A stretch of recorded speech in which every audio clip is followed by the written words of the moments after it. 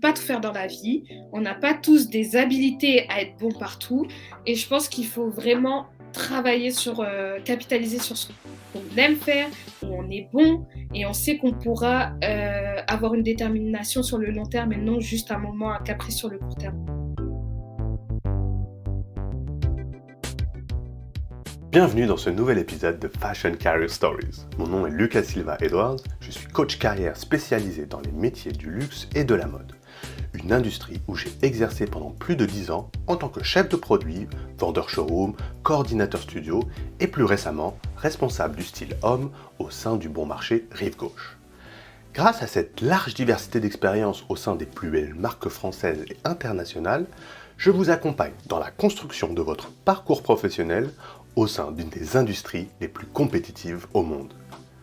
Pour vous aider, j'interviewe chaque semaine des professionnels du secteur de la mode et du luxe à différents moments de leur carrière. L'objectif étant de décoder les stratégies et tactiques qui leur ont permis de réussir, ainsi que les apprentissages qu'ils ou elles ont pu acquérir à travers leurs années d'expérience. Mon ambition est que vous trouviez dans chacune de ces conversations de nouvelles sources d'inspiration qui vous permettront de mieux construire votre parcours professionnel dans l'univers du luxe et de la mode. Aujourd'hui, j'ai le plaisir de recevoir Célia Nemasoa. Célia est une jeune femme qui n'a pas froid aux yeux et qui a su se donner les moyens de réussir. On pourrait la définir comme une hustler. Sa motivation et son ambition n'ont d'égal que sa capacité de travail. Elle est passée chez Black Rainbow alors qu'elle n'avait que 16 ans et chez Loïc Prigent pendant ses études. C'est pourquoi aujourd'hui, elle travaille dans le département images et production de l'une des plus belles marques du luxe français. Dans cet épisode, vous découvrirez pourquoi acquérir une base de référence d'images, de musique, de produits dès son plus jeune âge est fondamental dans la construction d'un goût et d'une vision personnelle. Comment construire son projet professionnel en mélangeant rêve, pragmatisme et une bonne dose d'expérimentation. Quelles sont les qualités à travailler pour dépasser ses limites, apprendre de ses erreurs et atteindre ses objectifs. Célia est d'une nature généreuse et humble. Elle nous livre dans cette conversation chacune de ces étapes clés qui lui ont permis d'arriver là où elle est aujourd'hui. Mais ce qui m'a le plus marqué, c'est sa capacité à identifier des opportunités. Elle sait être au bon endroit, au bon moment, et n'a pas peur de sortir constamment de sa zone de confort. J'espère que cette conversation vous donnera la confiance nécessaire à croire en votre parcours et à poursuivre vos rêves. Et sans plus attendre, je laisse la parole à Célia Nemasoa.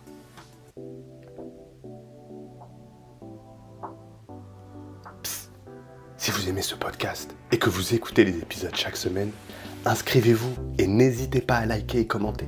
C'est vraiment le moyen le plus efficace de faire découvrir le podcast et de faire grandir notre communauté. Donc allez-y, ne soyez pas timide et mettez-nous 5 étoiles.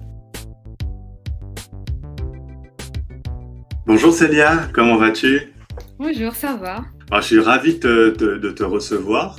Je suis très content. Tu as un très joli parcours et en plus, je sais que là, tu es en stage de fin d'études dans une très très jolie maison avec un job. Là, tu me racontais un petit peu en dehors du podcast ton job. C'est un métier que je connaissais pas du tout. Donc, j'ai hâte que tu me racontes un petit peu tout ça. Euh, Est-ce que avant de démarrer et que tu nous parles un peu justement de ton stage, est-ce que tu peux me raconter un petit peu comment est-ce que tu as eu tu vois, cette passion de la mode? Est-ce qu'il y a des gens qui t'ont inspiré? Est-ce que ça a toujours été là? Dis-nous un petit peu comment tu as eu voilà, cette passion. D'accord. Donc, je me présente, je m'appelle Célia, je vais bientôt avoir 24 ans. Donc, c'est un peu une passion que j'ai toujours cultivée. Je pense que c'est important de parler de mon contexte familial et aussi où j'ai grandi pour comprendre où j'en suis maintenant. Moi, j'ai toujours grandi à Créteil. C'est une banlieue de région parisienne qui se trouve au sud-est de Paris. Donc, j'ai un frère jumeau et on a toujours cultivé cet amour pour l'image et pour l'audiovisuel en général. Au sein de ma famille, il y a toujours eu aussi cette importance pour la musique, surtout aussi la mode, pas forcément le fait d'acheter des pièces de marque, etc., ou même de travailler dans la mode. J'ai juste un oncle qui est photographe, mais sinon, il n'y avait pas forcément d'artistes ou autre. C'est juste que généralement, quand on se retrouvait en famille, il y avait toujours de la musique. On parlait toujours de vêtements avec mes grands cousins, etc., et cousines. C'était vraiment quelque chose d'important et qui nous a... Enfin, j'ai grandi avec, quoi. Que ce soit l'art ou même la décoration d'intérieur. J'ai une tante qui est fan de ça. Donc, ça a vraiment été quelque chose qui faisait partie à part entière de mon enfance, entre guillemets. Arrivée même jeune en primaire, j'ai commencé à vraiment parler de musique avec des amis à moi qui étaient fans par exemple de K-pop, de J-pop. Et c'est à ce moment-là que j'ai commencé à regarder vraiment tout ce qui était porté en fait dans les clips. Je suis devenue fan de ça. Avec mon frère, on ne faisait que de regarder des clips vidéo et on est devenu vraiment fan de toutes les tenues qui pouvaient être portées. Et c'est comme ça, je pense qu'on a commencé à apprendre les marques, à regarder les défilés, à essayer de faire des connexions et de comprendre aussi l'esprit de direction artistique. Et en fait, on s'en rendait juste pas compte. C'était juste vraiment une passion de s'amuser, de se dire ah bah tel groupe dans ce clip qui est sorti, il portait du Total Versace ou la dernière collection Saint Laurent et Slimane. Donc voilà quoi. Et après, en grandissant, j'ai vraiment cultivé ça, genre regarder la télé tout le temps, même si je pense pas que ce soit vraiment le meilleur conseil qu'on peut donner, mais c'est juste que quand on a une certaine liberté dans les images, on peut les absorber et se créer au fur et à mesure du temps. Je me suis vraiment rendu compte de ça après coup. On se crée une base de données un peu, que ce soit niveau image, niveau mode, niveau artiste, photographe, et on commence à comprendre inconsciemment ce qu'est une signature, des codes ou même une cohérence artistique. Et ça, on ne le sait pas, mais c'est juste être vraiment être exposé tôt à tout ça, c'est que ça vraiment ça s'inscrit dans notre esprit et on commence aussi à être plus critique sur ce qu'on aime et ce qu'on n'aime pas et pourquoi et savoir le justifier. Donc avec le temps, toujours la musique et les vêtements et même les films en général, vu que enfin mes parents ils étaient séparés. Donc j'avais l'habitude de tous les week-ends d'aller au cinéma en fait avec mon père. Et qu'il y ait des gros films du box-office ou pas, on allait vraiment au cinéma. Et donc on voyait tout, que ce soit vraiment des films de vraiment très soit américains ou des petits films d'auteur, etc. On regardait tout. Donc ça, c'est vraiment, je pense, ce qui a créé une certaine sensibilité aussi, le fait d'être vraiment ouvert, ou sinon d'aller très tôt à des musées, de toujours aussi parler avec mes amis. Je pense que c'est ça, c'est que j'étais dans des collèges et lycées, surtout au collège plutôt, où il y avait plusieurs, comment dire, il y avait plusieurs couches sociales qui se mélangeaient, ce qui fait que tout le monde a des backgrounds différents, a une culture différente. Et au final, on parlait toujours de ça. Il y avait toujours cette histoire de musique, de mode, d'art, de savoir ce qui se faisait et tout, qui était vraiment près de nous. Et surtout le fait que je pense qu'on faisait pas partie de Paris, mais qu'on était proche de Paris. C'est-à-dire que tout le monde, le week-end, voulait aller sur Paris, découvrir de nouvelles boutiques. Je me rappelle, je sais pas, moi, le premier pull Pigalle que j'ai acheté, c'était parce que j'avais vu Asap Rocky qui venait sur Paris et j'avais vu un rappeur que j'aimais bien du nord de Paris qui portait un pull Pigalle Bordeaux. Et avec mon frère, on a économisé et on est allé à la boutique pour s'acheter le même crewneck et on se le partageait.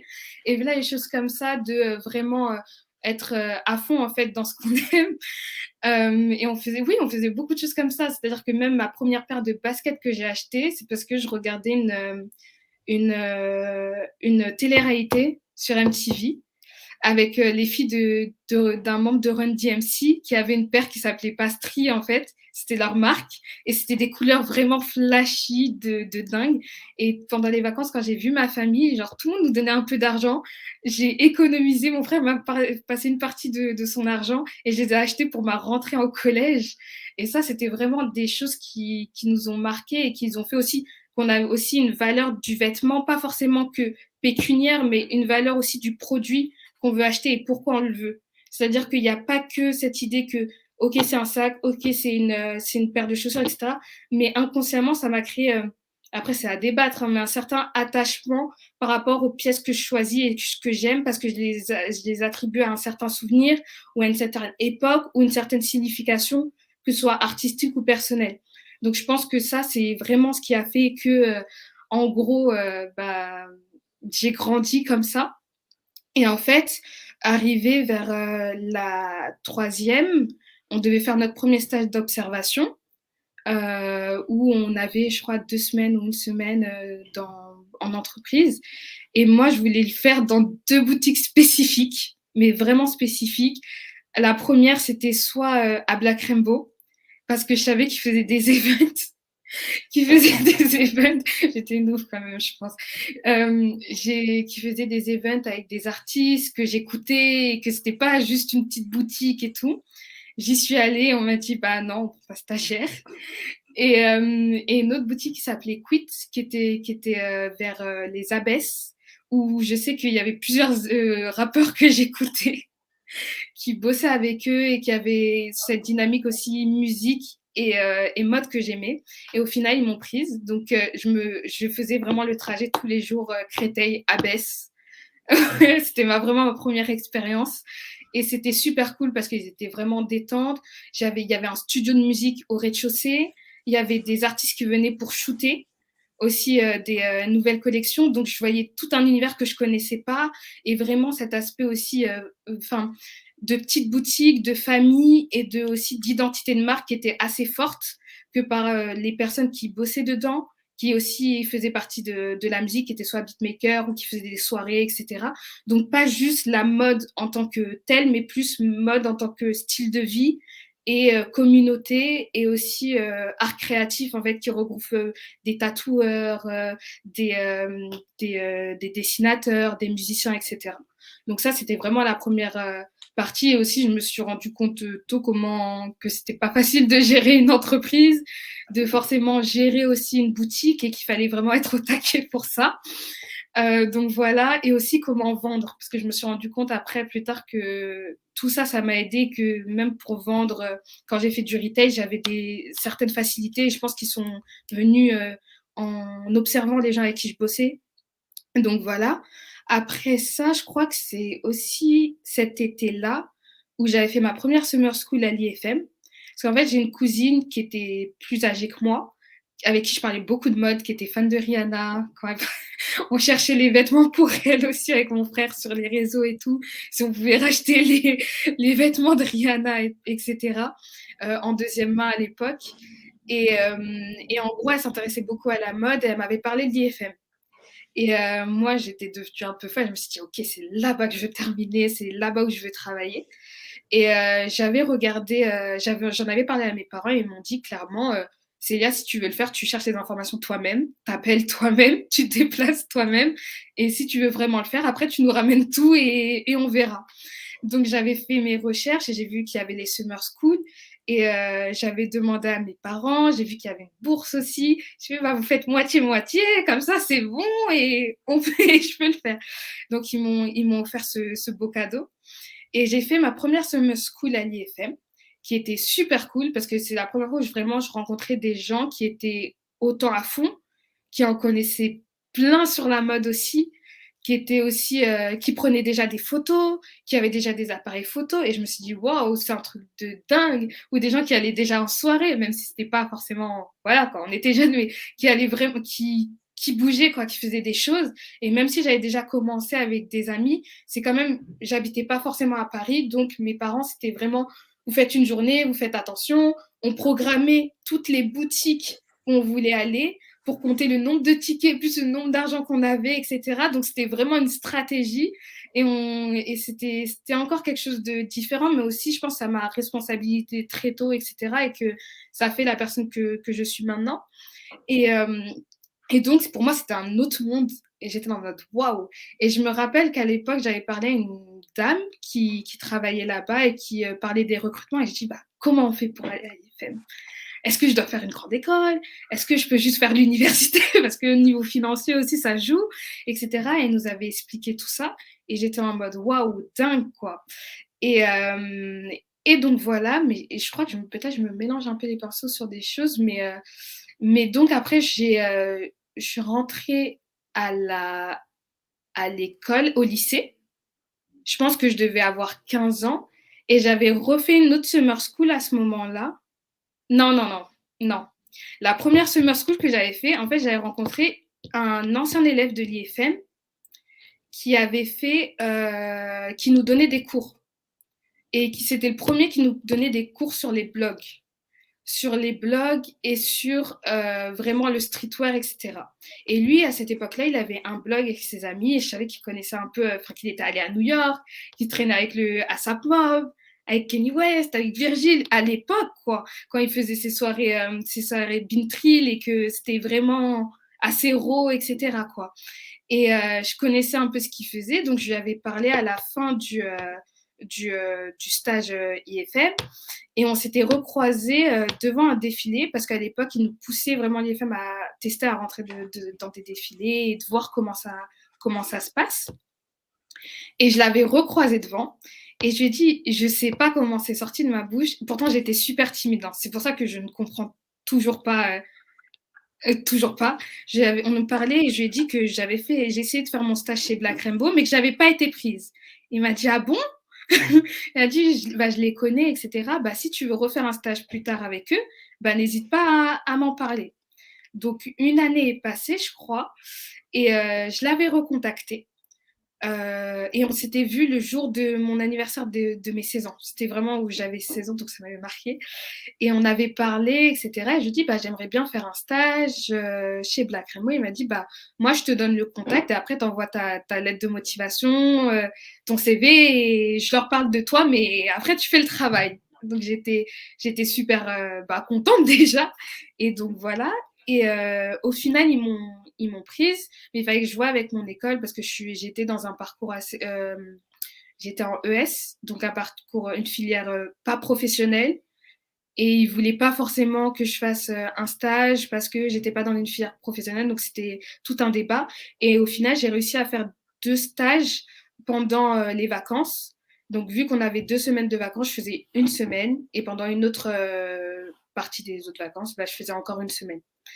Et là, c'était encore un autre monde et j'ai adoré faire mon stage là-bas parce que déjà on me traitait de façon comme une employée professionnelle dans le sens où il y avait l'agence au rez-de-chaussée et plus le shop au premier étage. Enfin, il y avait le shop directement. Je devais m'occuper des vêtements, m'occuper aussi de gérer les stocks. Je voyais les stocks aussi, comment ça se passait, etc. Comment il fallait être aussi super organisé dans ses achats et surtout connaître la clientèle parce que mon boss à cette époque-là, avec qui j'ai gardé longtemps des relations très fusionnelles vu que j'étais jeune, etc. et qui m'a tout montré, il était super investi et il connaissait tous ses clients. Et ça, il m'a tout appris dans le sens où c'est pas juste faire de la vente pour vendre un produit, mais déjà il faut croire à son produit, soit savoir connaître son produit, c'est-à-dire que c'était un sneaker addict de ouf, il connaissait tout et pas que de la basket. Il était aussi au taquet pendant les Fashion Week, de toutes les sorties, etc., de tout ce qui se passait autour par rapport à entre guillemets la concurrence, mais aussi, genre, il y a un jour qui m'a vraiment marqué, c'est quand un client venait pour une paire de filling pieces, ouais, une paire de filling pieces blanches, et on l'avait plus. Et ce qu'il a fait, c'est qu'il a appelé un shop qui était juste à côté pour voir s'ils avaient la paire, et il a réservé la paire pour le client le temps qu'il y aille. Et je me dis que ça dépend, ça m'a vraiment montré que ça dépassait juste le fait de faire du profit pour faire du profit, mais c'était vraiment l'amour de la basket et vraiment prendre en considération la personne qui vient à ton égard pour chercher une paire, quoi. Donc c'était super cool. Et il y avait des events à ce moment-là, donc j'ai vu un peu comment ça se passait par rapport à la presse, par rapport à l'organisation interne, par rapport aux blogueurs à cette époque-là aussi, aux premières personnes qui faisaient Instagram. Il y avait des photographes aussi qui venaient et tout, et il y avait toute cette dynamique qui se passait dans la boutique et j'étais en mode waouh! Genre même des castings quoi, de mode qui se faisaient parce qu'il y avait un tel qui bossait, etc., et qu'il lui fallait un endroit pour caster des modèles, quoi. Donc j'ai toujours été dans cette vision qu'une marque, un endroit, un magasin ne devait pas juste se limiter à vendre un produit, mais avoir une âme, une certaine âme et avoir du mouvement et aussi créer une certaine communauté. Et c'était super cool. Donc j'avais cette expérience-là, etc.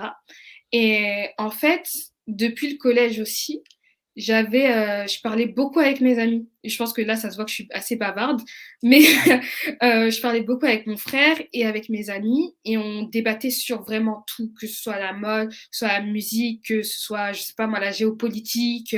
On faisait des liens quand même aussi improbables avec tout ce qui était la pop culture, avec le passé, le nouveau, etc.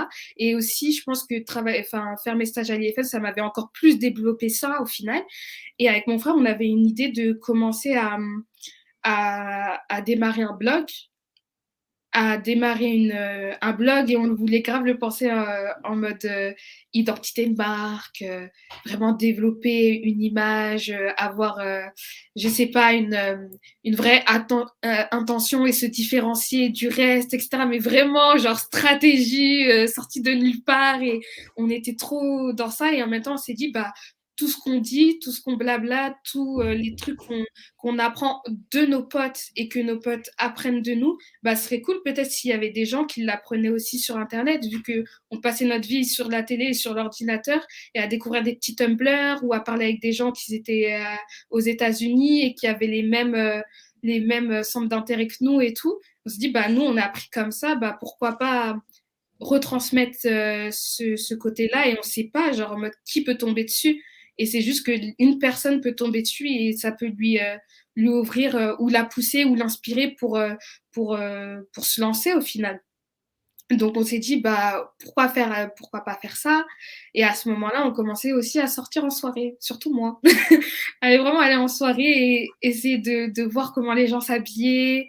Donc je passais mes nuits à Paris à faire des trucs improbables, me retrouver dans des soirées improbables, et juste voir comment les gens s'habillaient, l'ambiance et juste l'univers, etc.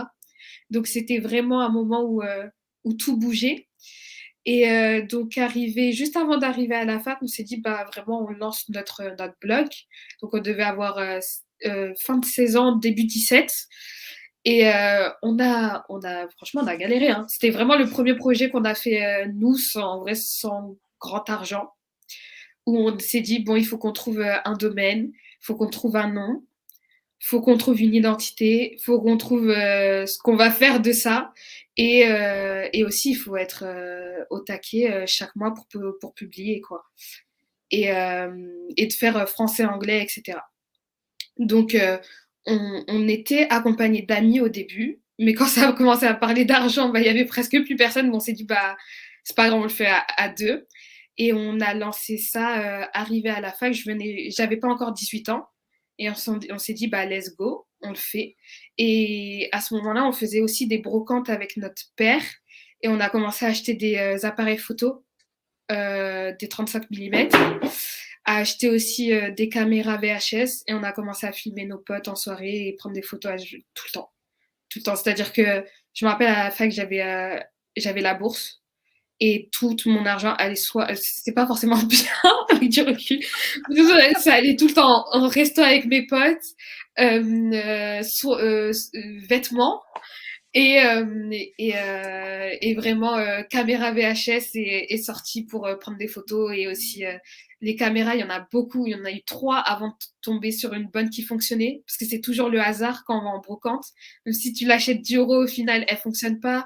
Oui, il faut racheter des cassettes qui allaient bien avec, plus en même temps trouver des gens qui développaient tes cassettes. C'était trop du n'importe quoi, mais c'était vraiment le grain. En fait, on a vraiment trouvé notre style à ce moment-là. Et on a commencé à vraiment aller aussi en soirée plus techno, etc. Et à voir des gens de la mode, du monde entier, des gens qu'on savait qui venaient de sortir leur marque. On se dit, oh, il y a telle personne, etc. On était vraiment émerveillés tout du groove. Et pas forcément par rapport aux gens, mais plus par rapport à la dynamique, et à vraiment devenir des vrais observateurs, entre guillemets, de comment ça fonctionnait de l'intérieur, et d'essayer de comprendre en fait le mécanisme. Parce qu'il y a une certaine hiérarchie aussi, il y a certains endroits clés, il y a certains moments. Par exemple, le Palace, nous, on allait beaucoup au Palace à l'époque, enfin, le petit Palace.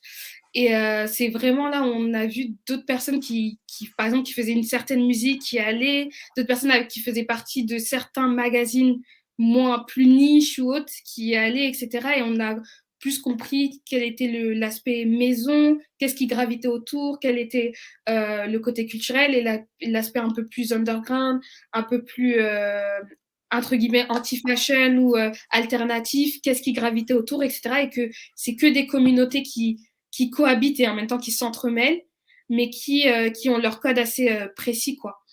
Donc voilà, et on faisait notre petite vidéo, on allait en soirée, et j'avais fait à ce moment-là une licence d'économie à la Sorbonne, parce que j'adorais l'économie au lycée, et j'avais vraiment des bonnes notes hein, au bac. Enfin, c'était vraiment des extrêmes. Genre, je crois que en histoire, je suis vraiment nulle en histoire par contre. Je devais avoir 8 au bac en histoire et 19 en éco. Donc, c'était vraiment du n'importe quoi pour moi. Mais j'ai fait une fac d'économie et c'était cool parce que j'ai rencontré aussi des gens qui étaient dans un autre délire et qui étaient plus dans une dynamique profit, demande, etc. Et au final, la mode reste aussi un business et reste un marché. Et ça m'a vraiment aussi ouvert l'esprit sur comment manager, comment avoir aussi l'aspect client, l'aspect utilité, aussi les biais qu'on pourrait avoir par rapport au marketing, etc. Et inconsciemment, je faisais tout le temps des liens avec la mode. Et je savais que je voulais faire un côté très pragmatique, mais en même temps aussi assez créatif. Et en soi, j'avais un peu cette double vie Anna Montana, quoi, où j'étais tout le temps fatiguée en cours. Il fallait que je bosse mes cours parce que je voulais pas redoubler. Je voulais pas me taper aussi les rattrapages. Trop, parce que je me dis, si je suis stressée déjà pour les examens de base, alors les rattrapages, on va me perdre. Je vais être au bout de ma vie. Et en même temps, bah, j'allais en soirée derrière et je prenais des photos et je m'amusais avec mes potes et on écoutait de la musique et on chinait aussi beaucoup des habits sur Vinted parce que le début du Vinted, c'était vraiment quelque chose. C'était vraiment quelque chose niveau marque et niveau prix. Maintenant, c'est pareil qu'un peu Vestiaire-Co, même si les prix de Vestiaire-Co sont quand même un peu plus élevés. Mais les gens ont capté qu'il fallait augmenter les prix. Mais au début, on passait nos journées avec nos potes à regarder et à s'envoyer des trucs en mode ça tirait bien, ah j'ai acheté ça mais au final j'aime pas, bah vas-y je te le donne. Et on était très dans du Cavalli, du Versace vintage, du Rick Owens quand on pouvait en dénicher. Je suis fan de Vivienne Westwood, donc c'était du Vivienne Westwood, on va aussi en voilà sur les sites japonais parce qu'ils en ont beaucoup, ou même du Martin Sidbon. Donc vraiment nous on avait vraiment une identité très ancienne marque, ancienne maison, Christian Lacroix, etc. Et sur la seconde main. Et on achetait vraiment presque, même maintenant en fait, c'est que c'est devenu une habitude d'achat où je consomme vraiment peu des habits enfin chez Zara ou autre. Et je pense que c'est nécessaire d'avoir toujours quand même ces grandes marques et tout, mais c'est une question, moi c'était au début déjà une question d'identité parce que ça me parlait moins.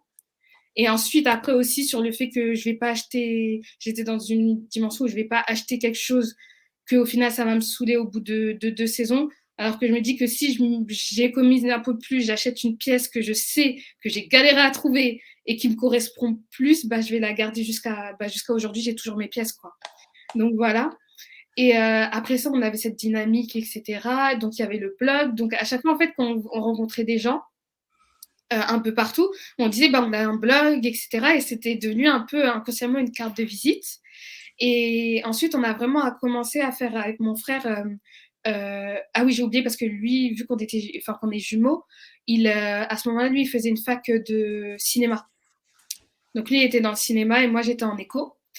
Et on continue à poster. Et là, on a vraiment à commencer à filmer nos amis, pas juste sur Instagram ou autre, à faire des vidéos complètes où on les mettait devant face caméra, quoi.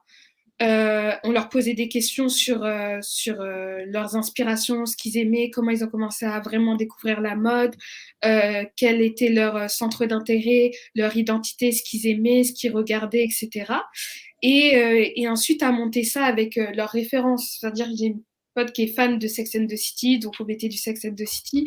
Et en même temps, on faisait des shoots qu'on intégrait dans la vidéo, donc des photos, etc., où on se balade avec des gros sacs dans tout Paris pendant une journée et on faisait un peu du stylisme, de la DA au final, où on les prenait en photo, etc. On disait, ah, il faut poser comme ça, tatati, tatata, Et ensuite, on montait tout ça. Donc, on a appris à utiliser au tout début Final Cut Pro. Donc, c'était un peu raw, le son n'était pas top, voilà, mais c'était vraiment avec tous les appareils qu'on avait achetés en brocante, etc. Et donc, on s'est lancé, on faisait nos trucs, on postait sur YouTube, on postait sur notre blog et kudos, quoi. Enfin, qui tombe dessus, tombe dessus. Et voilà, on avait des bons retours de nos potes et on continuait à faire ce qu'on avait envie de faire. Après est venu le temps de rentrer en école. Enfin, moi, je voulais rentrer encore à l'IFM. Donc, C'est ce que j'allais te dire, Célia, si tu veux, avant que tu nous parles de la période un peu plus IFM et stage, plus dans la mode, il y a deux, trois éléments auxquels dont tu as parlé où j'aimerais bien revenir dessus. Mais déjà, merci hein, pour cette belle présentation, parce que ce que j'adore chez toi, c'est vraiment ta passion, ta générosité et ton énergie à raconter les choses comme elles se sont passées. Vraiment, on vit avec toi chaque moment. Vraiment, c'est comme si j'étais dans un petit film et que j'ai merci. tout imaginé. Donc, déjà, merci pour ça. C'était top. J'aimerais quand même, il y a quelques, je disais, il y a certains éléments que je trouvais hyper intéressants et peut-être revenir dessus pour voilà, voir s'il y a d'autres trucs qui sont assez cool. Si je dois résumer un petit peu, il y a vraiment cet aspect familial, découverte entre la photographie, le fait de chiner. Tu me parlais d'une tante qui était plus voilà, architecte d'intérieur, la force de la musique, des images, de la télévision, des clips, voilà, qui est venu nourrir tout ça. On sent chez toi voilà, ce côté très entrepreneurial aussi, le fait de faire et de vouloir participer très tôt il y a cette notion de réseau aussi. J'aimerais revenir un peu dessus peut-être dans un second temps. Et le fait de toujours mélanger plein de choses. Vraiment, tu as ce côté slasher, multicasquette, tu fais jamais qu'un seul projet, que je trouve ça génial, et surtout à un très, très jeune âge. Donc, si c'est un peu les trois grands éléments sur lesquels j'aimerais un peu revenir. Si tu devais un peu résumer quelles sont les valeurs que ton environnement familial t'ont donné et qui justement ont construit en fait qui t'est en termes, bah, tu disais, de goût, peut-être de travail, d'éthique. Tu parlais justement que tu étais boursière, que tes parents ont dû voilà, un peu se splitter en termes financiers pour te permettre de faire la summer school. Qu'est-ce que tout cet environnement, voilà, ça t'a apporté? Quelles sont les valeurs qui, pour toi, aujourd'hui, sont importantes? Je pense que ouais, oui, oui, oui, dans le sens que je pense que l'environnement familial, il a vraiment joué fortement dans mon cas. C'est-à-dire que j'ai eu enfin, mes parents, ils ont toujours été, enfin, je les ai pas connus ensemble, hein. Vraiment, j'ai des rares souvenirs, mais ils s'entendaient pas forcément jusqu'à aujourd'hui, mais ils se sont toujours entendus sur l'éducation. Dans le sens où c'était vraiment, tu travailles pas, je vais appeler ton père. Nanana. Ou quand je travaillais pas, ou qu'on avait des mauvaises notes, où on n'était vraiment pas dedans, bah, au lieu d'aller au cinéma, bah, on restait dans la chambre en train de réviser les maths, quoi. Et mes parents, ils m'ont toujours dit, bah, vous pouvez faire tout ce que vous voulez, vous avez pas de limite au final, mais c'est juste travailler pour avoir ce que vous voulez. Et je pense que c'est vraiment la notion. Et mes parents, ils ont pas eu les deux, ils ont pas eu de bac.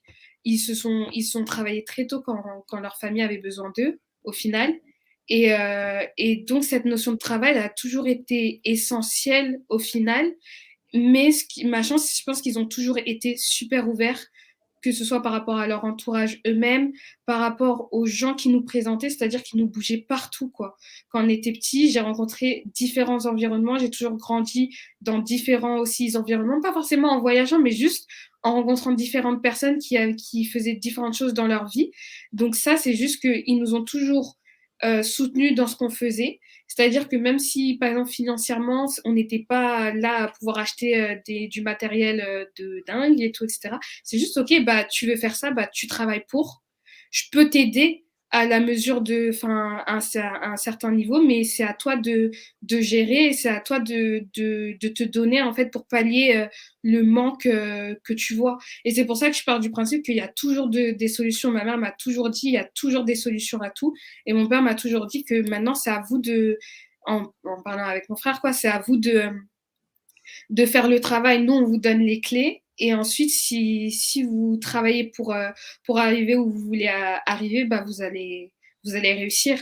Et je pense ça. Et aussi, le fait réseau, bah, je ne me rendais pas compte que c'était des réseaux parce que au final, j'ai trop l'impression que bah, j'ai rencontré des gens, les gens viennent, les gens partent, et on a toujours partagé, etc. Et qu'au final, bah, je pense qu'il faut toujours prendre le meilleur, que ce soit dans des situations positives ou négatives avec les gens. Il y a toujours quelque chose à apprendre.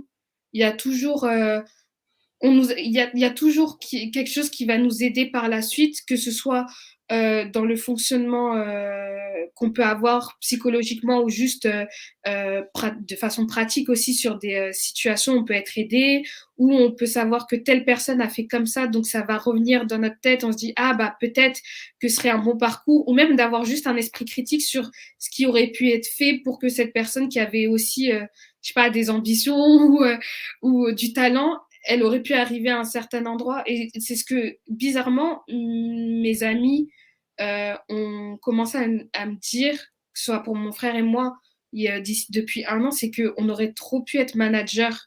Parce que je pense qu'on a tellement vu de différents chemins et on a rencontré tellement de personnes avec des parcours différents que à chaque fois, on vient vers nous pour nous demander des conseils. Ah, j'aimerais faire ça. Bah, on dit, bah, ce serait cool si tu commençais par là, là, là, réfléchir sur ça, ça, ça. Et ensuite, si tu arrives à décrocher ça, tu pourras par la suite monter progressivement, etc. Et je pense qu'on a eu cette habilité à avoir une vue d'ensemble niveau stratégie sur comment arriver à un point A jusqu'à un point Z au final. Parce que nous, c'est ce qu'on a fait, enfin, d'une certaine manière, même si on n'est pas arrivé à un truc de dingue, mais c'est juste que je me voyais pas où je suis maintenant, quoi. C'est juste que je me suis jamais dit que je vais jamais y arriver, mais c'est tellement lointain, enfin, que je me dis, bah, j'essaye et on verra, quoi. Et au fur et à mesure, tu construis Mmh. ton parcours. Mais je trouve que ce qui est intéressant, ce que tu soulignes là, c'est que, en tout cas, j'ai l'impression que dans tout ce que tu faisais, il y avait quand même un objectif à court terme qui te donnait une sorte de dynamique à chaque fois. Mmh. C'était, voilà, je veux aller étudier ici, je veux travailler, faire un stage dans telle boutique, je veux monter un blog, je veux aller en soirée, je veux rencontrer des gens.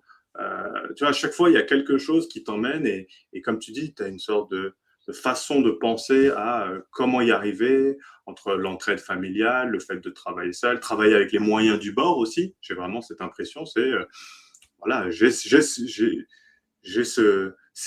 financement maintenant, j'ai cette opportunité-là, j'ai ce temps-là. Comment est-ce que j'y arrive même à faire ton stage dès le lycée alors qu'il n'y avait pas de stage au lycée. Je trouve que vraiment on sent chez toi ça. Est-ce que ça, c'est quelqu'un qui te l'a un peu inculqué ou c'est vraiment en faisant ou avec ton frère, vous vous motivez l'un l'autre pour essayer de trouver Ouais. les solutions et du coup, avec le temps, vous êtes devenu meilleur à Je pense trouver que les solutions. c'est ma maman, je pense, et mon D'accord. frère. C'est vraiment avec le temps, elle m'a toujours dit ça en mode il y a toujours des solutions. Elle me l'a toujours montré. Donc pour moi, c'est la voie de la sagesse la plus élevée que je peux avoir. C'est que j'ai toujours vu que même quand on était dans des situations difficiles ou des amis à elle ou autre, que. Parce qu'au final, ça reste de la mode et ça reste un peu un libre arbitre sur si tu travailles, au bout d'un moment, t'arriveras peut-être pas où tu veux, mais tu auras toujours des opportunités qui vont s'ouvrir parce que tu fais le travail. C'est ma Ouais. philosophie de vie, entre guillemets, c'est qu'il n'y a pas de raison pour que ça fonctionne pas. Après, on peut avoir de bonnes surprises. Parce que quand j'en parle, c'est en mode très linéaire. Mais combien de fois on s'est remis en question? Avec mon frère, on s'est embrouillé, que j'arrivais pas à gérer les cours et en même temps les sorties, et en même temps le blog. C'est une question aussi de priorité, de se remettre de prendre du temps, de se remettre en question et de voir où mettre son énergie. Que, bah, par exemple, mon ordinateur où on commençait à monter, il était mort. Au final, j'ai travaillé tout l'été à Primark pour me payer un ordi, plus en même temps, j'ai continué quand j'avais fait ma dernière année de cours, donc le week-end, je travaillais aussi. Et j'étais complètement KO et je mettais la pression parce que je me disais: «Ah, je veux rentrer à l'IFM, mais si j'ai pas les notes, ça va pas le faire». Mais en même temps, je continue à bosser sur le blog parce que je veux avoir aussi autre chose à montrer. Mais il faut que je paye mon ordi. Même en même temps, il y a d'autres trucs que je devais payer à côté, etc. Non, c'était trop de pression.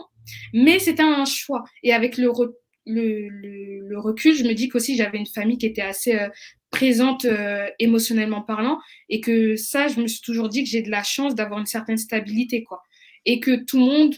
Euh, c'est facile de le dire quand on est dans des situations qui sont, comment dire, propices à, euh, à s'épanouir, en fait. À s'épanouir et à avoir une certaine liberté. Et que des fois, c'est pas juste.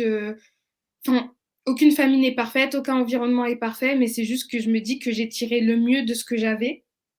Et j'essaie de faire ça à chaque fois pour toutes les étapes de ma vie, du moins professionnellement parlant. Oui, oui. Toujours trouver le, le- la partie positive dans chaque situation et comme tu dis, comme tu viens de le dire, utiliser ce que tu as au maximum et pousser au maximum. Justement, tu parlais de, voilà, il y a eu des moments parfois difficiles, des disputes avec ton frère, des moments de doute, d'anxiété. Comment est-ce que tu as géré tout ça jusqu'à présent? Parce que on sait que la mode, de façon globale, c'est un milieu hyper intense. Parfois, ça peut être anxiogène. Parfois, on se remet beaucoup en doute, surtout quand voilà, on vient pas toujours du secteur. Il y a un peu ce côté syndrome de l'imposteur. Donc, il y a plein d'émotions négatives qui peuvent apparaître quand on commence un chemin comme ça.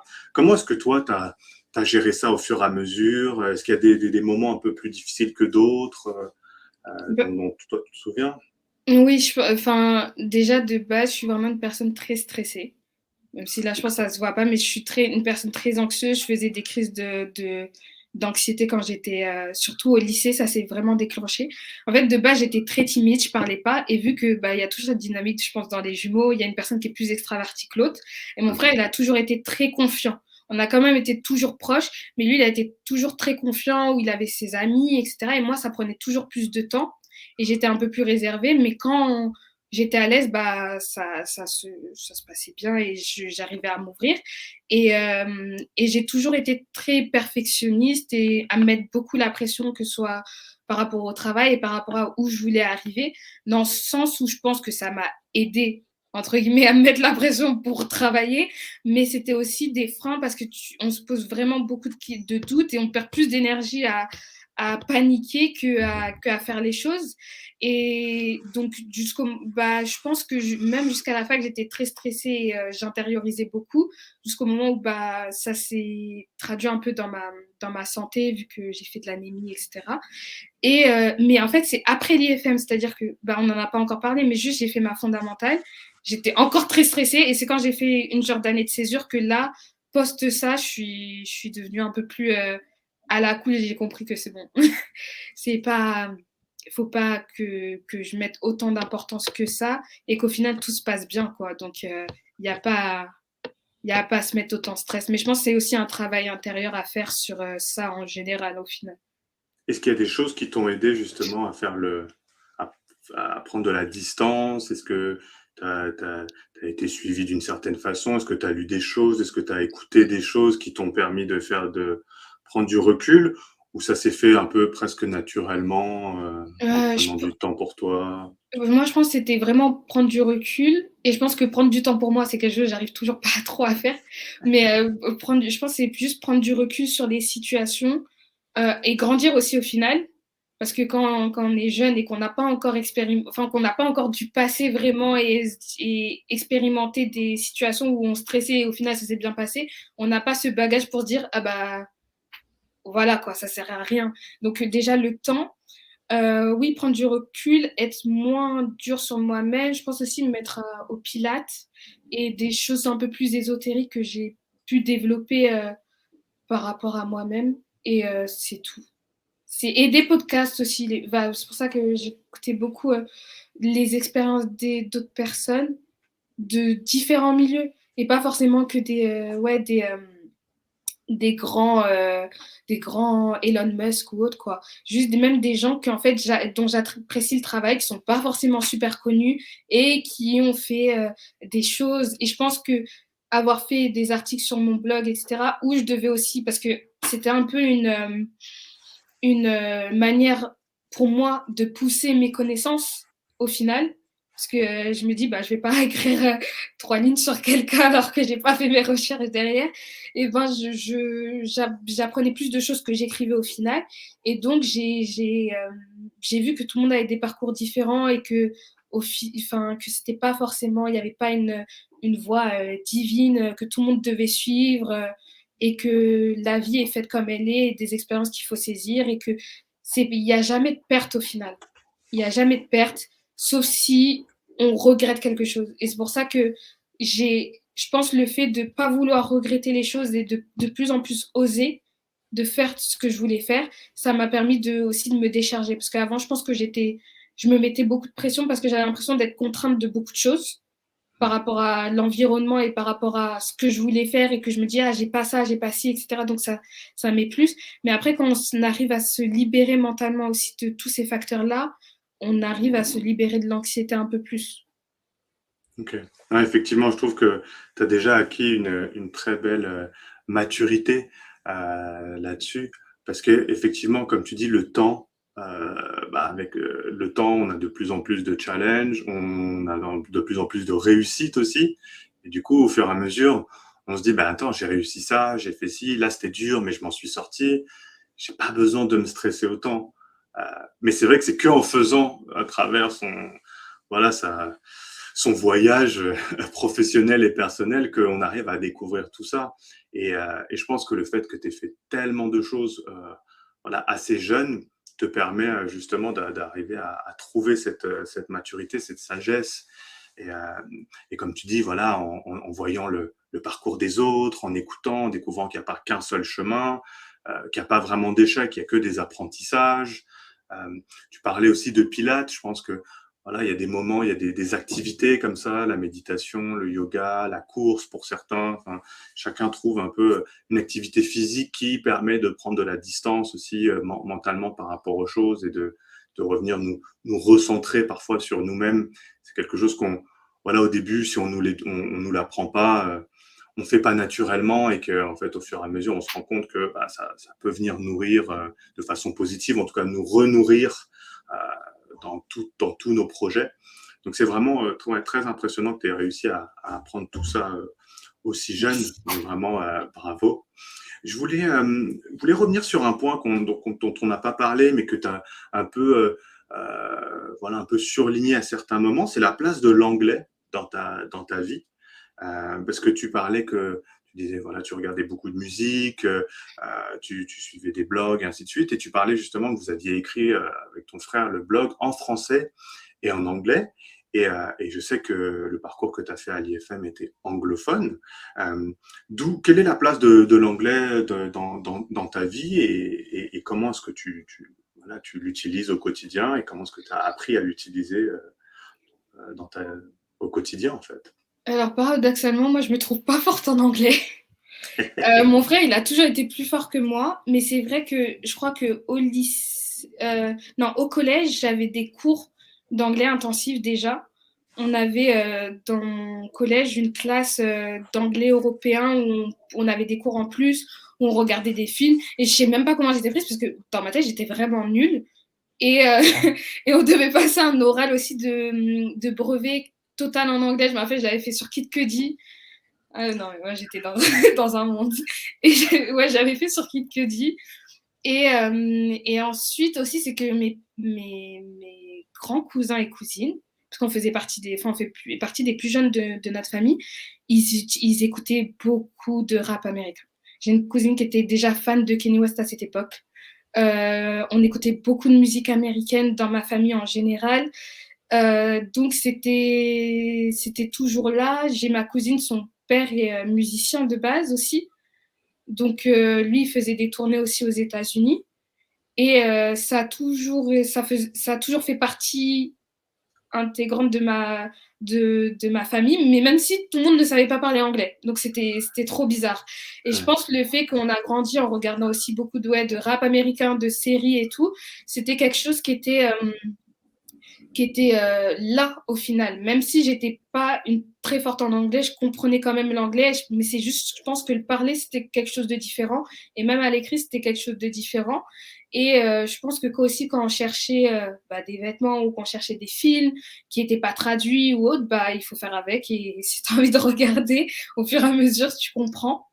J'étais aussi influencée par... avec mon frère, on adore une série qui s'appelle How to Make It in America. Et en vrai, je pense que ça a grave joué. C'était une série HBO qui a été stoppée au bout de la deuxième saison parce qu'elle faisait pas assez d'auditeurs. Et c'était vraiment genre sur des jeunes à New York qui voulaient lancer une marque de jeans qui s'appelait Crisp. Et t'avais Kid Cudi dedans, t'avais aussi d'autres personnes de la mode et tout. Je crois à un moment, il parlait de la marque de Pharrell, Billionaire Billionaire Boys Club, des choses comme ça, etc. Et c'était vraiment dans la tendance. Donc, il y a toujours eu cet aspect des États-Unis qui jouait et aussi dans la musique au final. Après, à la fac, au lycée, j'avais aussi de l'anglais intensif, mais en maths à faire. Parce que j'étais aussi dans une classe d'anglais intensif, mais j'avais pas forcément un super bon level d'anglais, quoi. Mais c'est juste qu'il était travaillé quotidiennement par mes cours. Et arrivé à la fac, il n'y avait plus rien. Il n'y avait presque plus rien. Donc, j'avais juste mon blog où je faisais de mon mieux, etc. Et donc, après, quand je suis arrivée à l'IFM, c'était vraiment, je pense, mon challenge numéro un peu. Et je me mettais beaucoup la pression pour ça. Je me mettais beaucoup la pression pour l'anglais et maintenant, je m'en fiche un peu. Donc, c'est avec le temps aussi qu'on se rend compte que, au final, c'est une langue étrangère, qu'il faut pratiquer. Et si tu pratiques pas, c'est normal que le niveau, il est pas tel, il est pas si important que ça. Et qu'au final, quand on s'y met et qu'on parle avec des gens anglophones, il n'y a pas de pression à se mettre et que ça roule tout seul. Voilà. Ah, c'est top, puisqu'effectivement, ouais, le parcours que tu as fait qui est anglophone et de haut niveau, et c'est vrai que ça ne devait pas être évident, mais ça montre quand même que voilà, on n'est pas nécessairement obligé d'être bilingue et d'avoir vécu à l'étranger pour pouvoir arriver à ce genre d'études, à écrire sur un blog, à travailler. Donc c'est ça que j'aime bien dans ton parcours, c'est que voilà, au final, ça doit se travailler de la façon dont on peut. Donc, si c'est la musique, si c'est les séries, si c'est la lecture, chacun trouve sa façon de le pratiquer et que c'est totalement possible. Donc ça, c'est, je trouve, un très bel exemple. Passons maintenant un petit peu justement à cette période, peut-être un peu rapidement, de l'IFM et surtout de ton stage de fin d'études. Qu'est-ce que l'IFM t'a apporté justement en termes de connaissances, de vision? Comment ça a changé ta vision de la mode? Parce que tu avais fait beaucoup, beaucoup de choses avant. Donc finalement, tu étais déjà presque une insider d'une certaine façon. Tu connaissais du coup un peu l'écosystème parisien. Mais qu'est-ce que ça t'a appris du coup et comment ça a justement développé ton envie de continuer et le choix de ton stage de fin d'études? Déjà, je pense que quand j'ai passé mon entretien, j'ai déjà compris que c'était encore un autre monde, dans le sens où on demande vraiment de justifier ses connaissances, justifier son goût, être capable d'expliquer pourquoi on aime ou on n'aime pas. En fait, c'est ça, je pense, qui m'a vraiment marqué déjà dès le début, avant même de mettre le pied dans l'école. C'est juste qu'il n'y a pas de bonne réponse. Il y a juste un échange qui est important. Et ça, c'est ce que j'ai toujours retrouvé dans le parcours, parce que c'est pas des sciences, c'est pas l'économie que j'avais fait avant, quoi, des sciences exactes. C'est vraiment une sensibilité qui est mise en avant et que c'est vraiment toujours, toujours, toujours. En tout cas, la mode, si je peux la résumer, c'est vraiment pour moi une question de perception, pour tout. Une question de perception et d'approche et comment on travaille cette perception et comment elle la justifie. Que ce soit à travers le passé, que ce soit à travers ses goûts, que ce soit à travers des références qui soient purement mode ou en dehors. C'est juste une justification perpétuelle des choses. Et en fait, tout est accepté entre grands guillemets, tout est accepté au bout d'un moment si on est capable de le défendre. Et c'est ça que j'adore et que à l'IFM, qui était super mise en avant dans les interactions, que ce soit avec des professionnels ou encore les profs en fait quand ils nous donnaient des cours. Ce qui était cool, c'est que au final, c'est des entre guillemets, c'était des connaissances que j'avais avant, mais que j'avais pas structurées. Parce que quand on fait juste quoi. C'est-à-dire que on se base juste sur ce qu'on sait, sur notre propre approche des choses, sur notre environnement, et on fait partie quand même d'une bulle. Là, c'était une bulle qui était propice pour moi, mais ça reste quand même une bulle au final. Alors que là, ce que j'aime bien aussi en général avec l'école, c'est qu'on nous sort de cette bulle et que on nous propose des choses qu'on n'aurait pas forcément dont on n'avait pas forcément voulu s'intéresser de base ou qui n'étaient pas forcément à notre portée vu le contexte de notre bulle de base, quoi. Et donc ça, c'était cool et que j'ai adoré à l'IFM. Et ce que j'ai adoré aussi, c'était les ponts qui étaient faits avec toutes les disciplines qui pouvaient exister, que ce soit l'histoire, même si j'aime pas l'histoire de base, que ce soit l'histoire, que ce soit même l'économie, le marketing en général. Enfin, je retrouvais des dynamiques que j'avais apprises en économie et ça m'a aidé aussi pour comprendre des comportements, etc., et des schémas, des modèles en général, qui sont présents aussi dans la mode. Concernant la stratégie, ou sinon le cinéma, le design, parce qu'on avait des cours d'architecture et de design et j'étais là en mode, je connaissais, mais j'attribuais pas autant de valeur au design que maintenant. Aussi le développement durable, parce que en soi, je voyais des documentaires, j'ai toujours regardé beaucoup de documentaires sur ça, mais j'avais pas, comment dire, une sensibilité décuplé dans ma vie de tous les jours en fait par rapport à ça et aussi l'importance aussi de notre responsabilité en général pour tout ça, aussi l'aspect culturel, le respect d'autres cultures, que ce soit à travers la rencontre de camarades, d'autres élèves qui venaient du monde entier, et aussi à travers le critique aussi de marques ou de collections. Et oui, je pense aussi, je pourrais finir sur l'aspect critique aussi qui nous pousse à développer, qui est très important. Juste l'aspect critique et pas non plus idéaliser la mode et d'affirmer ses convictions et ses valeurs en tant que personne dans le milieu où on va évoluer. Je pense que c'est ça. Ok, non, très intéressant. J'aime beaucoup ce que tu dis, savoir justifier la perspective, le fait de s'ouvrir, comme tu dis, les ponts qui peuvent exister et de montrer que justement la mode est un écosystème qui touche absolument à tout et en fonction de, comme ce que tu disais, de la bulle d'où on vient, on a découvert la mode à travers un certain prisme et après on découvre qu'en fait elle peut être lue de plein de façons différentes et ça nous ouvre là-dessus. Et je suis d'accord, c'est l'une des beautés, je pense, de notre industrie, c'est qu'une fois qu'on commence à découvrir qu'elle touche à plein de facettes de l'humain, culturellement parlant, ça devient justement un monde sans fin et c'est ce qui fait toute sa richesse et c'est pour ça qu'il y a des personnalités de tout type, de tout genre, de tous les milieux qui travaillent dans cette industrie. C'est parce que on peut y rentrer de plein de façons différentes et s'amuser et continuer à découvrir des choses, quoi. Mmh. Et justement, alors comment est-ce que tu as peut-être raconte-nous un peu Ah oui. où est-ce que tu travailles aujourd'hui, comment est-ce que tu as fait ce choix-là, voilà, qu'est-ce que Oui, ça est en train de changer, toi, dans ta direction? donc en fait, c'est ce que j'avais vraiment oublié de préciser, c'est qu'en entrant à l'IFM aussi, j'avais pas de vraie expérience dans le luxe. Et tout le monde, il y a certaines personnes qui pensent qu'il faut euh, avoir une forte expérience dans le luxe pour rentrer dans ce genre d'école. Et c'est vrai, il y a des personnes qui avaient déjà fait des écoles de mode avant, qui avaient déjà de l'expérience dans le luxe. Et personnellement, bah, je faisais tout. J'ai montré mon blog, j'ai montré mon parcours dans des boutiques de streetwear au final, mais pas aucune expérience dans le luxe à proprement parler. Donc, au final, mes premières expériences dans le luxe, je les ai eues pendant ma première année de fondamentale. Donc, c'était des stages pendant la Fashion Week, on devait faire des stages en showroom et en tant qu'habilleur dans des marques. Donc j'avais fait Abuse pour Coperni, leur premier défilé retour, et pour Rick Owens.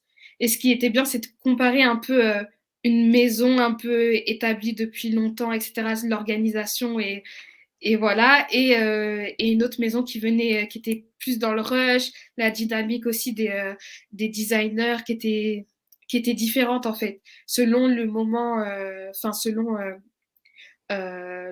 l'importance du défilé au final. Parce qu'en gros, pour Icon, c'était un autre défilé comme un défilé comme un autre, alors que pour de Copernic, c'était le gros lancement de la marque, quoi. Donc voilà. Et ensuite, j'ai eu l'opportunité de faire un stage en showroom pour les métiers d'art de Chanel. Donc ça, vraiment, j'avais pas de stage en showroom, pour être complètement honnête. J'arrivais pas à trouver mon stage, je me suis dit, bah, là, c'est mort. Je vais faire le dossier où il faut. Parce que sinon, s'il fallait faire un dossier, il fallait décrypter tous les défilés, mais c'était incroyablement long. Et tout le monde cherchait son stage parce que c'était pas possible, quoi. Et, euh, et donc, un jour, je me suis levée un matin et je suis allée sur Fashion Job. J'ai regardé, j'ai postulé, et j'ai eu un appel pour faire un entretien et je savais pas du tout parce que c'était une agence de mode mais qui avait pas le nom. Enfin, je savais pas qu'ils bossaient pour les métiers d'art et il y avait juste écrit Barry, mais je savais pas que Barry c'était un métier d'art de Chanel. Donc j'y suis allée et tout. J'ai juste fait mes recherches dans le RER en y allant. Je fais ah ouais, il faut que je fasse attention. Et donc au final ça s'est super bien passé. On m'a prise. Et c'était super cool. C'était vraiment super cool. J'ai eu une super bonne expérience. Les filles avec qui je travaillais, elles étaient très à l'écoute et elles étaient super professionnelles. Et c'est ça que j'ai vu que parce qu'il y a beaucoup de gens qui pensent qu'une fois qu'on est dans une grande maison, bah on se la coule douce. C'est que des personnes qui se baladent et qui travaillent pas vraiment. Surtout quand des personnes ne font pas partie du milieu de la mode et qui voient ça d'un œil très péjoratif et très superficiel, alors qu'elles étaient là au taquet à 7 heures et elles partaient à plus de 22 heures, 23 heures, quoi. Même quand il n'y avait pas de clients, elles bossaient encore sur les collections et elles changeaient le merch tout le temps, etc. Et sur différents achats, en fait, pour les maisons. Donc, vraiment, il y avait beaucoup de travail. Et ça m'avait mis un pied vraiment à l'étrier. Et vu que je m'étais vraiment donné à fond, j'ai réussi à avoir une lettre de recommandation qui m'a aidé aussi par la suite. Donc, moi, je dis vraiment, faut toujours être très poli, très investi pour tout. Ne toujours proposer aussi son aide, surtout quand on débute. Ne pas rechigner à la tâche. Parce que, par exemple, bah, quand j'avais rien à faire, au final, on m'avait donné des tâches, faire des benchmarks. Je savais pas c'était quoi des benchmarks. Donc, on m'a expliqué, je fais, bah, ok, et je l'ai fait. Faire des line sheets, etc. Et c'était la première fois pour tout. Et au final, bah, ça s'est bien passé. Et j'ai réussi à avoir une lettre de recommandation, je pense, parce que je faisais des choses aussi en plus qui aidaient l'équipe. Donc, voilà. Et ensuite, après ça, j'ai fait un stage de 3 mois. C'était aussi un stage obligatoire en vente. C'était juste avant le début du Covid. C'est-à-dire que c'était la fin de mon année, je l'ai passé à distance parce qu'il y avait le Covid, mais il y avait eu une genre de pause pendant l'été où les boutiques avaient réouvertes. On portait toujours le masque, mais j'avais décroché un stage aux Galeries Lafayette en tant que vendeuse pour Tod's, chaussures hommes. Je ne connaissais pas la marque et je n'avais jamais vendu des chaussures pour hommes. Enfin, si, dans le streetwear, mais c'est pas la même chose, quoi. C'est-à-dire qu'il y avait des codes, qu'il y avait une cérémonie de vente. Mais là, je me suis rendu compte que toutes mes années à voir comment parler aux clients, comprendre les attentes du client et moi aussi, en tant que client, savoir ce qui va et ce qui va pas, bah, ça m'a permis de savoir faire des ventes. Et, il voulait aussi, juste après, il voulait que je retravaille pour eux, etc. Bon, je pouvais pas parce que j'ai eu une autre opportunité, mais ça s'était tellement bien passé. Et avec les autres aussi, les autres corners des autres grandes marques de luxe, c'était super cool. Et il y avait une super bonne dynamique. Et je recommande aussi de travailler aussi dans les grands magasins parce qu'on voit comment fonctionne chaque marque. On a une vision assez d'ensemble, que ce soit par rapport à la cérémonie de vente qui diffère selon les codes de chaque maison, parce qu'il y a quand même une certaine personnalisation à travers les codes, et aussi par rapport aux produits, comment ils sont disposés. Il y a aussi cette approche avec le merchandising aussi, le visual merchandising également, dans le sens où les vendeurs sont très importants et ont une place primordiale parce que c'est le dernier rempart entre le client et la marque.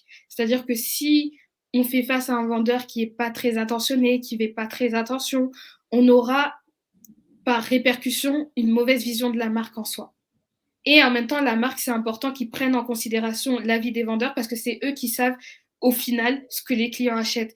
Et il peut des fois avoir des dissociations, je pense, entre le positionnement que la marque pense avoir, la target que la marque pense avoir, avec ce qui se passe vraiment dans la réalité lors de la vente, quoi, et qui vient au corner ou pas. Donc voilà. Et après ça, en fait, je devais faire ma dernière année en Corrières, mais j'ai eu une opportunité, et ça encore, c'était un peu tombé sur, vraiment inespéré. C'est-à-dire que mon frère, il travaille dans le cinéma, etc. Mais à ce moment-là, il avait terminé l'école et il ne pouvait pas effectuer de stage. Et j'ai une amie que je connais depuis mes 14 ans, avec qui je sortais en soirée et tout. Elle lui a envoyé juste un post de Loïc Prigent par rapport au fait que il pouvait, il y avait un poste pour être assistant de production. Et lui, il pouvait pas à ce moment-là, donc il m'a dit Célia, si t'es intéressée, bah essaye de postuler, quoi. Donc j'ai postulé en septembre, juste avant de commencer les cours, peut-être fin août-septembre. Et au final, bah, ils m'ont retenue, j'ai passé l'entretien, ça s'est bien passé. Et j'avais l'opportunité de faire un stage de 6 mois en tant qu'assistante de prod. Mais l'école n'était... Enfin, je pouvais pas faire l'école en même temps parce que c'est assez intensif. Et je pouvais pas faire du 100% stage et 100% école. Enfin, même avec du recul, ça n'aurait pas fait quoi quand j'ai fait la fondamentale. Et donc, au final, j'ai fait une année de césure. Et j'ai eu cette expérience en assistante de production et j'ai migré au fur et à mesure comme monteuse, vu que je faisais déjà du montage, pas de façon professionnelle, mais que j'avais déjà développé depuis mon blog, depuis j'avais 17-18 ans. Donc, ça m'a servi. Et j'ai appris de nouveaux logiciels, parce que je savais gérer qu'un seul logiciel qu'ils n'utilisaient pas là-bas. Donc, je me suis retrouvée avec un logiciel et on m'a appris et ça s'est bien passé. Et j'ai eu encore une autre vision qui était celle de la presse au final et des médias, mais de façon plus professionnelle, d'organisation de défilés, demander des accréditations, savoir filmer, voir aussi les relations entre la presse et les créateurs directement, l'importance aussi des social media, des réseaux sociaux, comment aussi narrer la mode d'une certaine manière à un plus large public et pas juste à des gens qui sont des insiders et qui savent comment ça se passe. Parce que Loïc, il a aussi cette envie de démocratiser la mode et de la proposer de façon très ludique et éducative à un plus large public, et non juste comme quand il faisait ses documentaires sur Arte où c'était vraiment un peu du pro et des gens qui étaient vraiment intéressés par ça et qui avaient déjà un peu une compréhension. Donc c'était cool. Bah ouais, j'ai vu les moments de rush pendant la Fashion Week, les moments un peu plus calmes, les différents projets qu'il fallait faire, etc. Et aussi bah, être assez, comment dire, modulable et savoir s'adapter à des situations plus, comment dire, quand il y a des changements de dernière minute, etc. Être un peu plus flexible dans son travail, avoir du recul et être moins dur. Et je pense que c'est à ce moment-là que j'ai compris qu'il fallait que je sois moins dur avec moi-même parce que je suis super perfectionniste et il y a aussi les deadlines à respecter. Et ça ne veut pas dire que ton travail est mauvais. Et des fois, il y a des choses que nous, on voit, que les gens ne verront pas du tout et que c'est pas un problème. Et je pense que c'est à ce moment-là aussi que j'ai vraiment, en mettant vraiment un pied dans les exigences de la mode à ce niveau-là, que j'ai compris que je devais être moins dure avec moi-même et aussi que j'étais capable de faire. voilà. Très belles expériences. Et du coup, comment est-ce que ça t'a mené au stage où tu es là aujourd'hui? Alors, donc après, j'ai fait la fondamentale, donc l'année plus avec beaucoup plus de monde, qui est un peu plus intensif et avec différents projets à mener de front en même temps. Donc, il fallait commencer à choisir son stage. Donc, au début, je me suis dit, j'ai pas envie de comment continuer dans l'image parce que j'ai fait ça toute ma vie. Enfin, une grande partie de ma vie, je me dis, bah, c'est le moment un peu de tester d'autres trucs. Et donc, au début, je me suis dit, bah, pourquoi pas faire du développement produit dans du sac, parce que j'avais fait le certificat entrepreneuriat avec un monsieur qui faisait de la maroquinerie. Donc, je dis, bah, pourquoi pas, tatati tatata. Au final, je me suis rendu compte, en passant des entretiens, que non, non, non, non, non, que c'était pas la vision que j'avais et que j'allais pas forcément m'épanouir dans ça. Et, C'est et pour ça. qu'est-ce que tu avais vu qui ne te plaisait pas ou n'était pas aligné avec ce que tu voulais faire? Parce que je pense que j'aime le produit, mais j'aime pas autant que ça être dans le produit.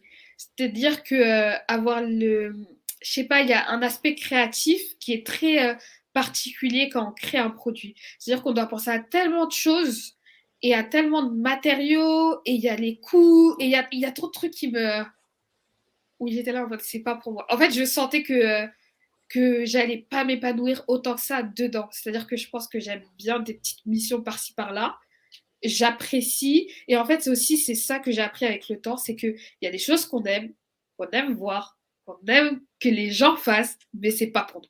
Et je pense qu'il faut pas forcer des choses qui sont pas pour nous. Et peut-être que plus tard, dans le temps, on trouvera quelque chose qu'on aime, mais sous une autre forme et que c'est pas, il faut pas se mettre la pression on peut pas tout faire dans la vie, on n'a pas tous des habilités à être bon partout, et je pense qu'il faut vraiment travailler capitaliser sur ce qu'on aime faire, où on est bon, et on sait qu'on pourra avoir une détermination sur le long terme et non juste un moment, un caprice sur le court terme. Et je pense que là, à ce moment-là, c'était un peu un caprice en mode pourquoi pas changer, quoi. Mais ouais, mais je m'en suis rendu compte. Donc voilà. Et après, j'ai passé des entretiens parce que je me suis dit peut-être une agence, parce que j'aime bien un peu ce délire d'agence. Et j'avais peut-être un peu peur de rentrer dans une grande maison où je chantais que ça allait être trop intense, peut-être impersonnel, où j'aurais moins de travail à faire. Tous ces petites choses où il y a une division du travail qui n'est pas pareille. C'est-à-dire que j'ai toujours eu des expériences, ou même dans ma vie, où je faisais différentes choses en même temps et j'avais toujours envie de tirer au plus de mon expérience en essayant de toucher à tout et de voir d'autres trucs, quoi. Et pas juste être cantonné à une tâche tout au long. Et j'avais peur de m'ennuyer au final, je pense. Et, euh, et à ce moment-là, je me suis dit aussi que j'avais aussi beaucoup exécuté, c'est-à-dire que j'écrivais des articles, je montais des vidéos, je prenais des photos et je me suis dit qu'il me manquait aussi ce côté manager des projets organisationnels, que ce soit dans mon CV tout court et même moi à développer. Et ça, je m'en suis rendu compte surtout la première année quand même, mais la deuxième année de l'IFM, où tu avais des gens qui étaient vraiment au taquet sur l'organisation de groupe, sur les deadlines, sur organiser un rétro-planning, sur vraiment développer ses tâches et tout, etc. Et moi, je savais le faire par rapport à moi parce que je suis vraiment j'adore les cahiers, j'adore avoir 10 000 calendriers, que ce soit sur Internet ou en physique. Et ça, j'adore, j'adore, j'adore. Mais de façon professionnelle, j'avais pas vraiment poussé ce trait-là.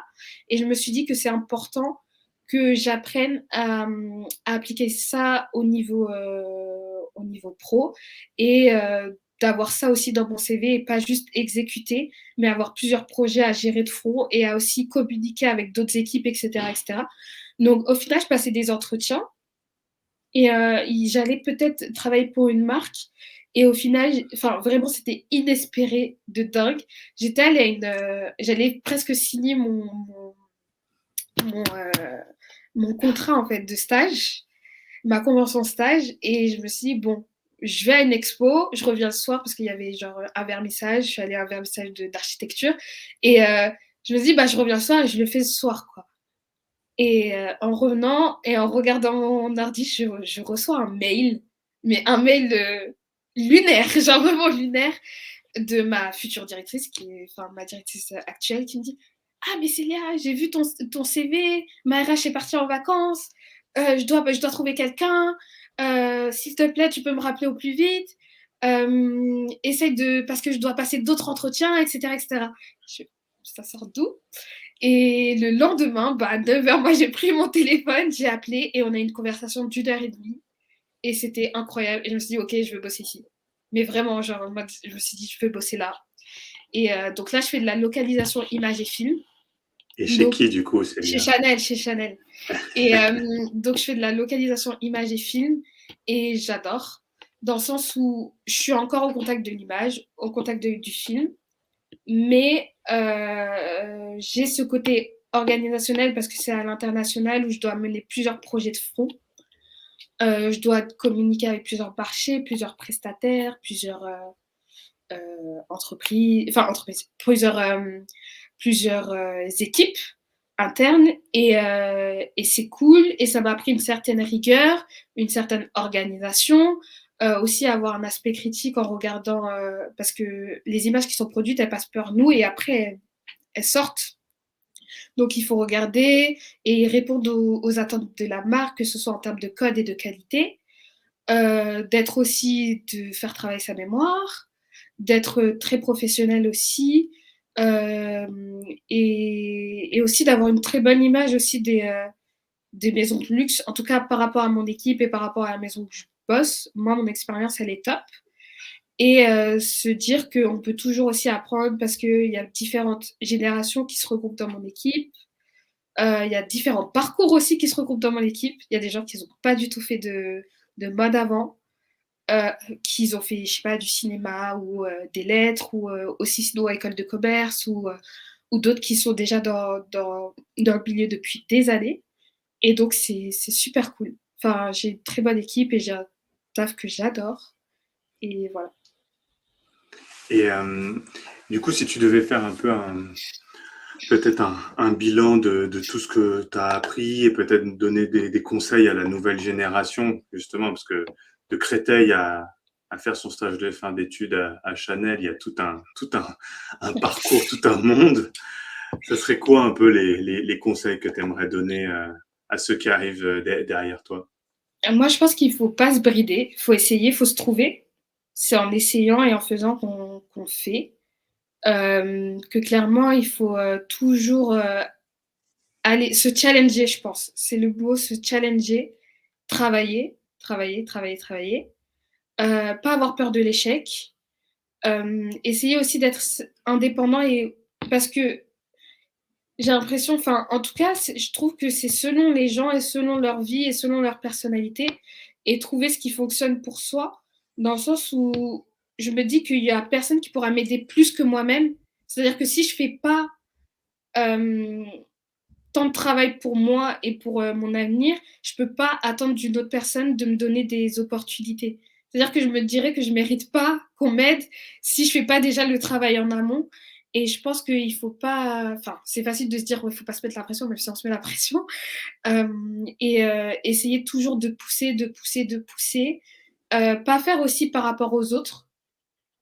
Je pense que ça, je l'ai pas aussi dit, mais genre en mode. Enfin, toujours savoir ce qu'on aime et être fier de qui on est, être fier de sa personne et de ses centres d'intérêt. Parce que des fois, j'étais, je pense, challengée par rapport à ça, même si je ne l'ai pas forcément mentionné. Euh, Parce qu'il y a une différence, enfin, j'ai toujours dit à mon frère qu'il y a une différence entre être sûr de soi. Moi, j'ai jamais été très sûre de moi. C'est vraiment en grandissant que j'ai réussi à me forger ça et je suis toujours aussi dans le doute normal, quoi, je pense. Mais j'ai confiance en mes idées et à ma capacité à les exécuter. Et je pense que c'est la différence, c'est que je sais ce que je peux produire, ce que je suis capable de faire, mais en même temps aussi ne pas se buter et être capable d'avoir du recul et comprendre quand c'est pas fait pour soi, quand là on nous demande trop et qu'il faut mettre une pause, que avoir du recul sur les situations et dans les environnements dans lesquels on évolue, prendre soin de soi, pas forcément se faire influencer, que ce soit en soirée ou autre. Et faire attention et toujours avoir ses objectifs en ligne de mire, je pense. Ok. Non, Et aimer ce il y a qu'on plein, fait. Aimer ce qu'on oui. fait, c'est plus important. Non, il y a plein de belles choses et effectivement, je pense que tu résumes bien un peu tout, tu vois, le fait de aimer ce qu'on fait, travailler pour soi, d'abord s'aider soi-même avant de demander de l'aide aux autres et faire donner le maximum. C'est vrai qu'on est dans un milieu très compétitif. Il y a des gens, comme tu dis, on vient peut-être d'une certaine bulle, mais il y en a qui ont des bulles beaucoup plus grandes déjà dès le début, donc on démarre pas tous du même endroit. Donc il faut jamais rien lâcher pour réussir à obtenir ce qu'on veut et on le voit dans ton parcours que tout est possible, que rien nous est dû. Mais que voilà, le travail paye au fur et à mesure. Euh, Comme tu disais, bien apprendre à se connaître, c'est vraiment essentiel. Je pense que tu l'as très bien résumé. Avant de peut-être continuer un petit peu, il y avait quand même une thématique dont on a parlé un peu en dehors du podcast, qui est celle de la diversité et de l'inclusion, qui est un thème quand même aujourd'hui très important dans notre industrie.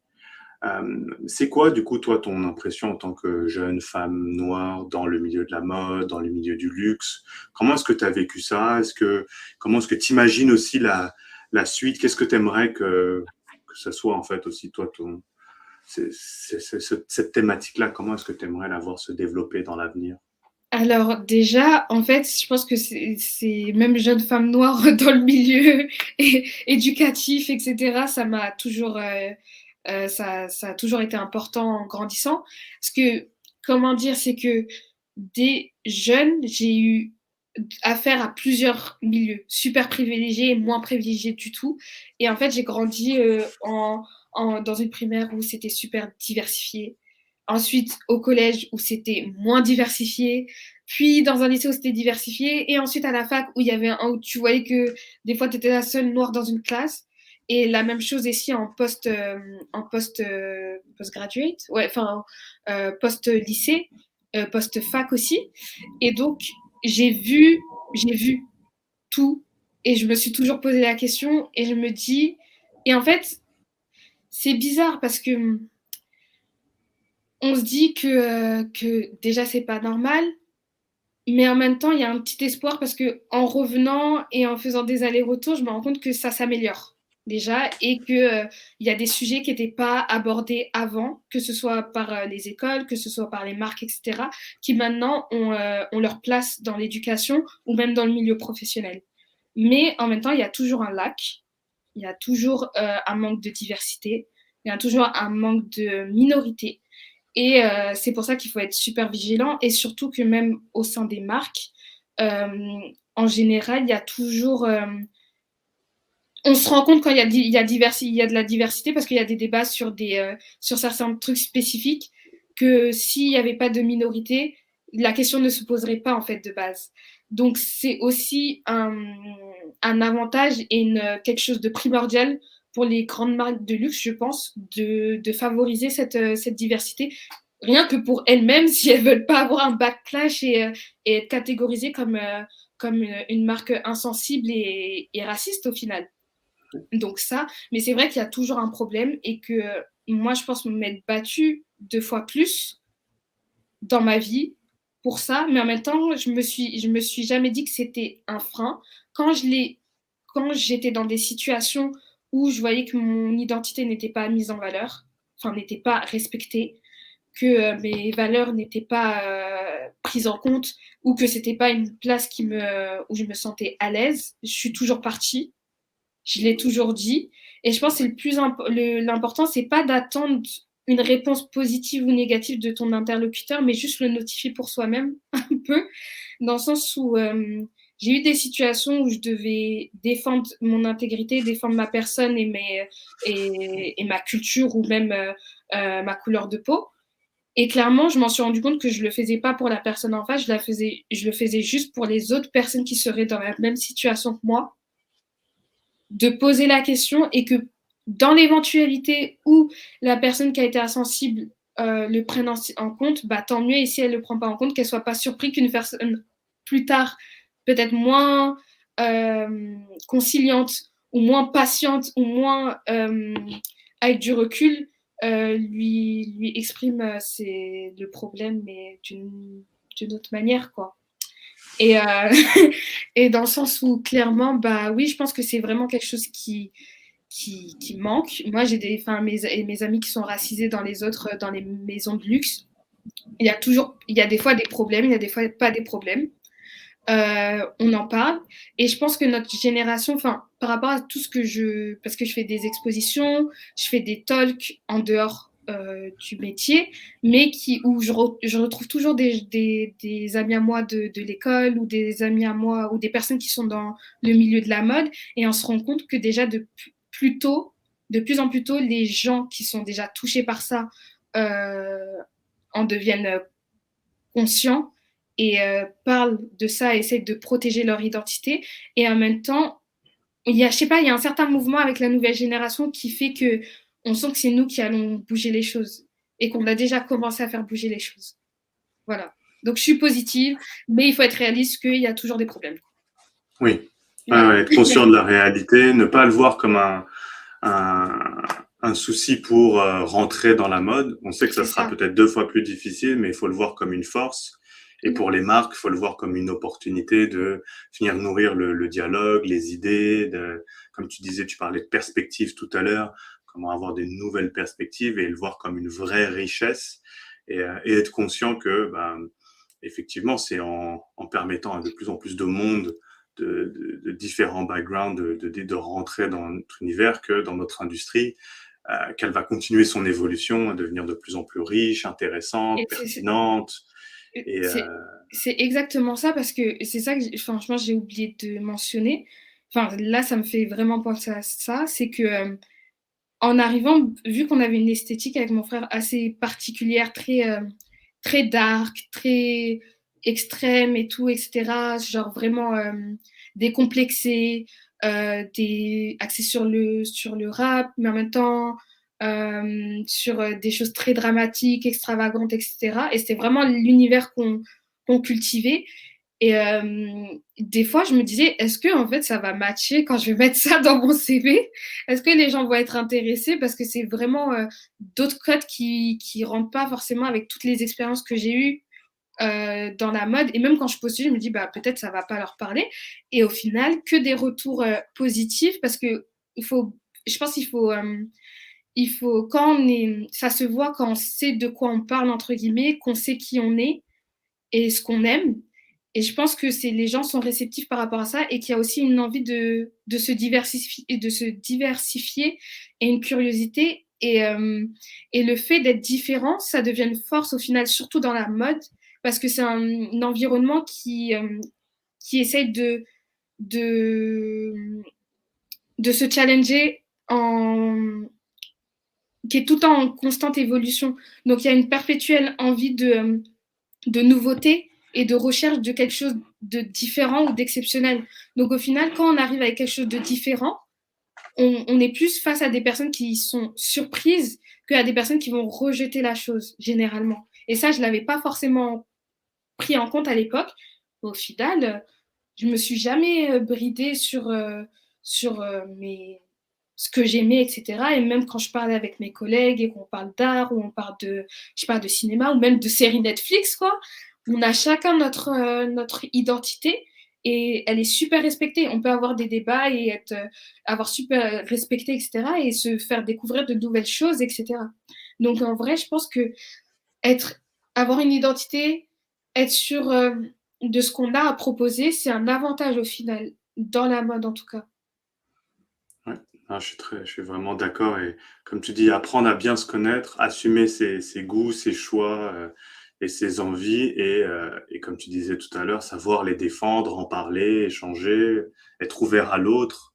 Pas nécessairement attendre une réponse positive, ça je trouvais très intéressant quand tu parlais de ça, mais au final, voilà, donner l'opportunité à l'autre de découvrir qui on est et s'ils réagissent positivement, tant mieux, sinon bah, on est là, on peut échanger et dans le cas où ça se passe pas très bien, bon bah voilà, on avance, on continue et chacun sa route, quoi.